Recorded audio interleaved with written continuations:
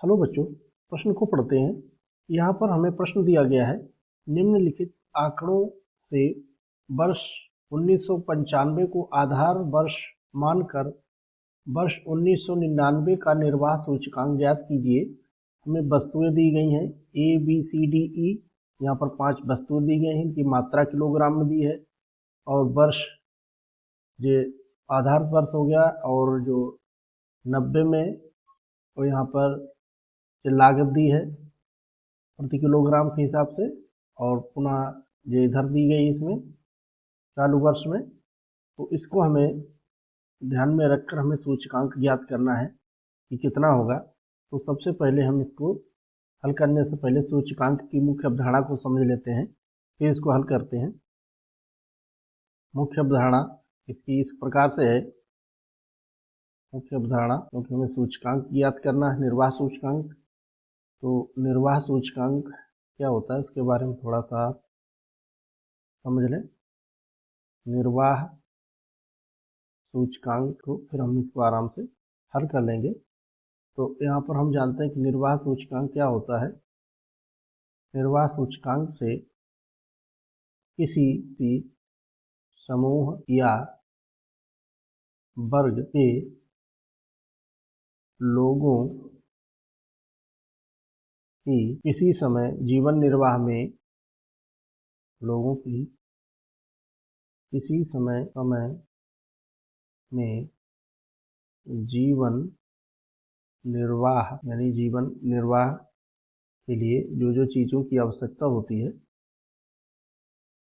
तो जीवन निर्वाह के लिए यहाँ पर हम इसको लिखते हैं जीवन निर्वाह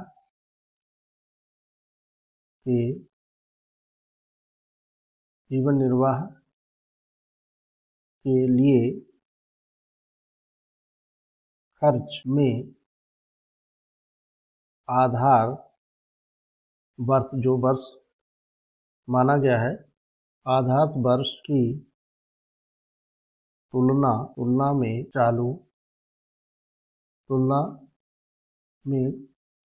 चालू वर्ष यानी वर्तमान वर्ष, चालू वर्ष में होने वाले सापेक्ष प्रतिशत परिवर्तन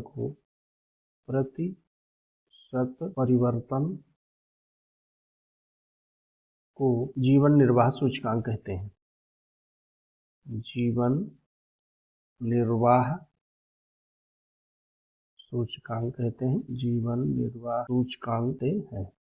ये हमें जीवन निर्वाह सूचकांक के बारे में मालूम पड़ता है कि जीवन निर्वाह सूचकांक क्या होता है। अब हम इसको आधार वर्ष और वर्तमान वर्ष के बीच में परिवर्तन ज्ञात करने के लिए उसके लिए एक सूत्र होता है, वो हम यहाँ पर लिख लेते हैं, फिर इसको हम हल करते हैं। और इसका जो सूत्र होगा वो कुछ इस प्रकार से होता है।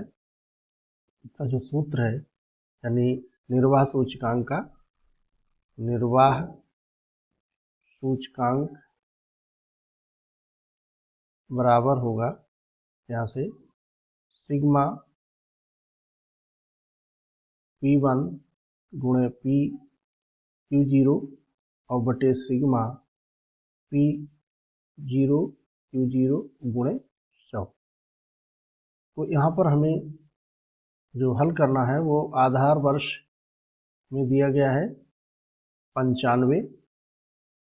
आधार वर्ष 1995 को मानकर हम 99 में परिवर्तन का अध्ययन करते हैं, जैसा कि हमें यहाँ पर दिया गया है।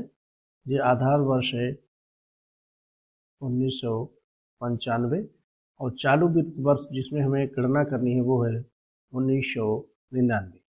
यहाँ से हम इसको हल करते हैं। वस्तुएं दी गई हैं और जो वर्तमान आधार वर्ष की जो लागत होती है इसको हम P0 से लिखते हैं और चालू वर्ष की होती है वो P1 से हम लिख देते हैं।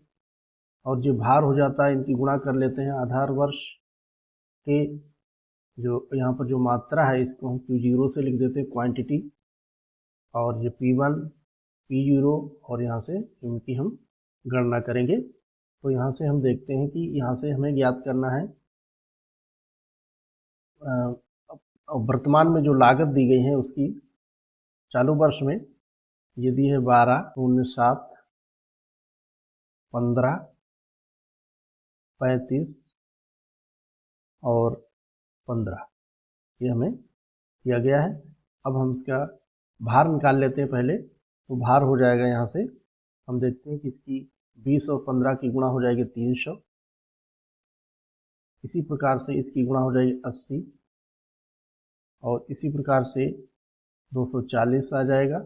15, 12 और 20 की गुणा, और ये 15 और 40 की गुणा हो जाती है 600, और 15 और 30 की जो गुणा होती है यहाँ से हम देखते हैं कि जो गुणा होगी यहाँ से याद करना, हाँ 30, 5 और 30 की गुणा करनी है, तो यहाँ पर आ जाएगा हमारे पास 150।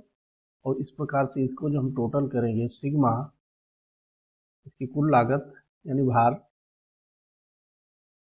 Q0 इंटू Q0, और ये बराबर हमें प्राप्त होता है यहाँ पर। तो हम इसको योग करते हैं तो ये हमें प्राप्त हुआ है 1370। अब हमें निकालना है P1 और Q0। तो यहाँ पर इसकी गुणा करेंगे तो 240 और यहाँ से 70, फिर आएगा 180 इसकी गुणा, और इसी प्रकार से यहाँ पर हम देखते हैं कि P1 है 35 और Q0 है, Q0 इसको बोलते हैं, तो ये है 15। तो इनकी जो गुणा करते हैं तो जाता है 525, और यहाँ से जब हम इसकी गुणा करते हैं तो ये आता है यहाँ से 5, 15 और 5 की गुणा आती है 75। तो इसका जब हम योग करेंगे यानी सिग्मा P1 Q0 ये बराबर हमें मिलता है यहाँ से 1090। अब हम जीवन निर्वाह सूचकांक याद कर लेंगे, यानी इंडेक्स नंबर, इसी को हम कहते हैं। यहाँ से हम जीवन निर्वाह सूचकांक याद करते हैं, इसको तो जो कि हमें दिया गया है यहाँ पे, इसी को हम लिख लेते हैं पुनः। निर्वाह सूचकांक बराबर होगा यहाँ से सिग्मा P1 और Q0 बटे सिग्मा Q0 P0 की जो गुणा है इसका यहाँ पर योग होता है सिग्मा P0 Q0 गुणे 100। अब इसका मान रख लेते हैं, तो हमें ये दिया गया है यहाँ से 1090 बटे 1370 और गुणे में 100। यहाँ से एक शून्य कट जाता है तो यहाँ पर आ जाता है 10,900 यानी 10,900 और बटे 137। तो इसको जब हल करेंगे तो ये लगभग आता है हमारे पास 79.5%, और इसको हम लगभग में लिख सकते हैं लगभग 80%। यही हमें ज्ञात करना था, और हम आशा करते हैं आपके समझ में आया होगा। धन्यवाद।